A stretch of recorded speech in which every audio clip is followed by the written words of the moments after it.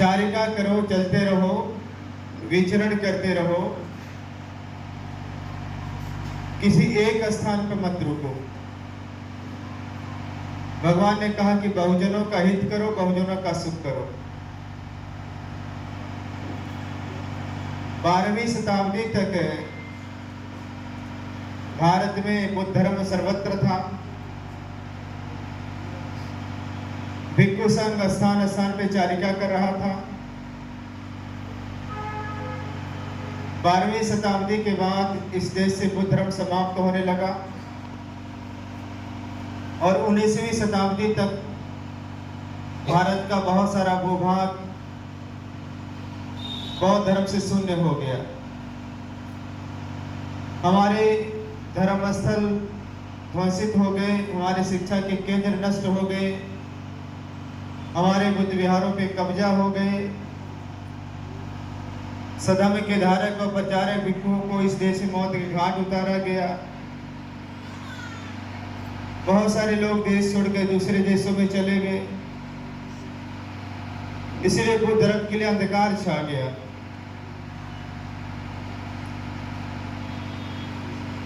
जब बुद्ध धर्म समाप्त हुआ तो हमारी जो महान परंपराएं थी वो भी समाप्त हो गई। समय बौद्ध धर्म के लिए फिर अनुकूल हुआ। परम पूज्य बाबा साहब डॉक्टर अम्बेडकर 1954 में बर्मा में गए। बर्मा में विश्व बौद्ध सम्मेलन हो रहा था। उस विश्व बौद्ध सम्मेलन में पूरी दुनिया में जितने भी बौद्ध देश हैं उनके राष्ट्रपति आए, उनके प्रधानमंत्री आए और दुनिया में जितने भी बौद्ध विद्वान माने जाते हैं सब लोग गए। भारत से पंडित जवाहरलाल नेहरू जी गए थे, उनका मंत्रिमंडल गया हुआ था। राहुल सांस्कृतायन जी, जगदीश काश्यप जी, बंटे चंद्रमणि महासवर जी, भारत से भी बहुत बड़े बड़े विद्वान गए हुए थे। विश्व सम्मेलन शुरू हुआ और जब दूसरे देश के विद्वान लोग, राष्ट्रपति लोग, प्रधानमंत्री लोग बोल रहे थे, वो लोग बार बार नेहरू जी को देखते थे, बाबा साहब को देखते थे और भारत के विद्वानों को देखते थे। वह लोग बाबा साहब को देख करके, नेहरू जी को देख करके, विद्वानों को देख करके चिंता व्यक्त कर रहे थे, दुख व्यक्त कर रहे थे। वह लोग कह रहे थे कि देखिए आपके देश में भगवान बुद्ध ने जन्म लिया और आप लोग भगवान बुद्ध को भूल गए। वह लोग कह रहे थे कि देखिए आपके देश में भगवान बुद्ध ने बुद्ध धर्म दिया और आप लोग बुद्ध धर्म को भूल गए। वह लोग कह रहे थे कि देखिए आपके देश में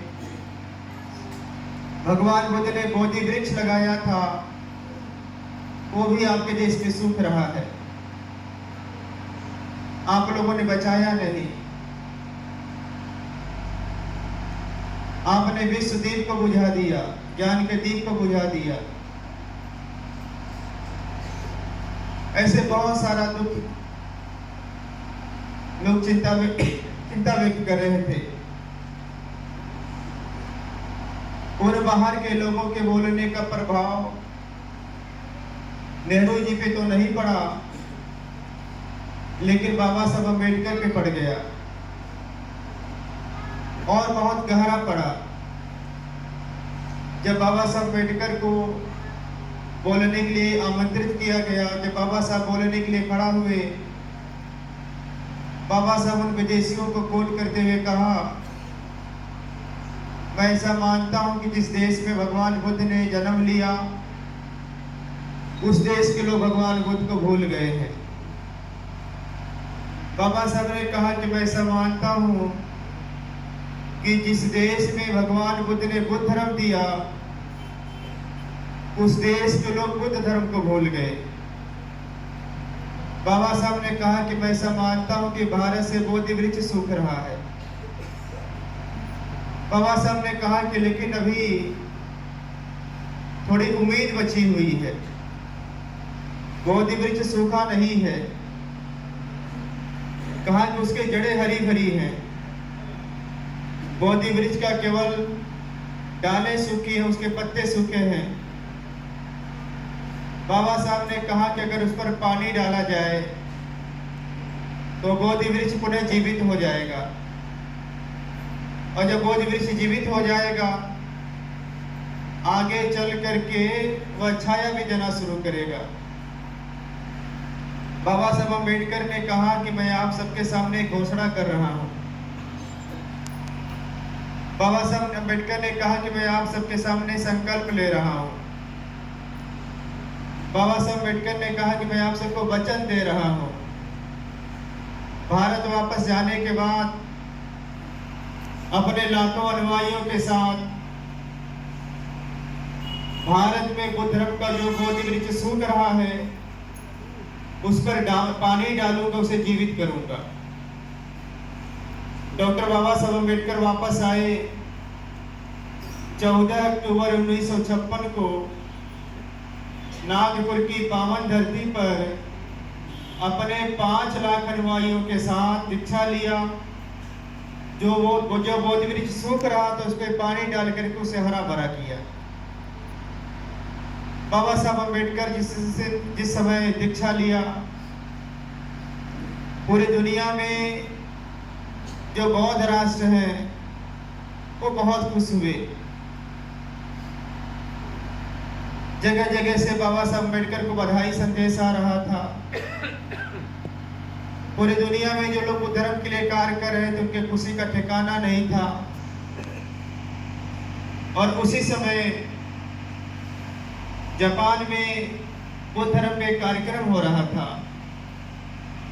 और उस समय कार्यक्रम में सम्मिलित होने के लिए भारत के बड़े विद्वान जिनको महापंडित राहुल संस्कृतायन कहा जाता वो जा रहे थे।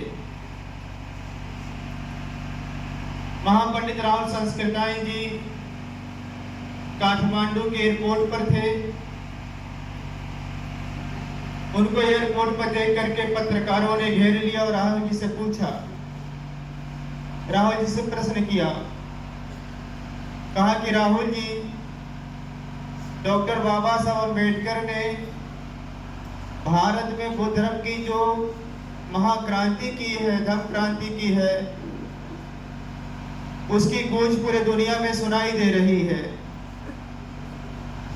कहा कि आप बाबा साहब अम्बेडकर की धम्म क्रांति को किस रूप में देखते हैं? महापंडित राहुल संस्कृतायन ने पत्रकारों को जवाब देते हुए कहा, मैं बाबा साहब अम्बेडकर की धम्म क्रांति को इस रूप में देखता हूँ कि बाबा साहब अम्बेडकर ने भारत में बौद्ध धर्म का ऐसा मजबूत खंभा गाड़ा है, अब उसे कोई माँ का लाल हिला नहीं सकता है। हम लोग देख रहे हैं कि बाबा साहब अम्बेडकर के अनुयायी पूरे देश में लगातार मजबूत खंभे गाड़ रहे हैं। और देश का कोई राज्य नहीं है जिस राज्य में हमारी संख्या लगातार न बढ़ रही हो। देश का कोई मंडल नहीं है, देश का कोई जिला नहीं है, कोई तहसील नहीं है, कोई ब्लॉक नहीं है, कोई ग्राम सभा नहीं है। आप राज्यों को छोड़िए, आप जिलों को छोड़िए, तहसीलों को छोड़िए, ब्लॉकों को छोड़िए, ग्राम सभाओं को छोड़ दीजिए। मैं तो कहता हूं कि अब देश का कोई गांव भी नहीं बचा है जिस गांव में बाबा साहब अम्बेडकर के अनुयायी बुद्ध में भारत का सपना न देख रहा हो। तो काम बहुत हो रहा है। हम लोग भी सारनाथ में जब लोगों को बताते थे भगवान बुद्ध ने चरित्र विचारकन का उपदेश किया, तो बार बार मन में आता था कि भगवान बुद्ध की महान परंपरा अपने देश में कब शुरू हो पाएगी। फिर मुझे इस बात का बार बार स्मरण होने लगा कि बाकी जगहों के लोग करें या न करें, लेकिन चूंकि हम लोग सारनाथ में रहते हैं और भगवान बुद्ध ने चारिका का संदेश सारनाथ में किया था, इसलिए हमें शुरू करना चाहिए। तो हम लोगों ने चारिकाओं को करना शुरू किया और चारिकाओं से पूर्व में बहुत जन जागरण हुआ। हमने लगभग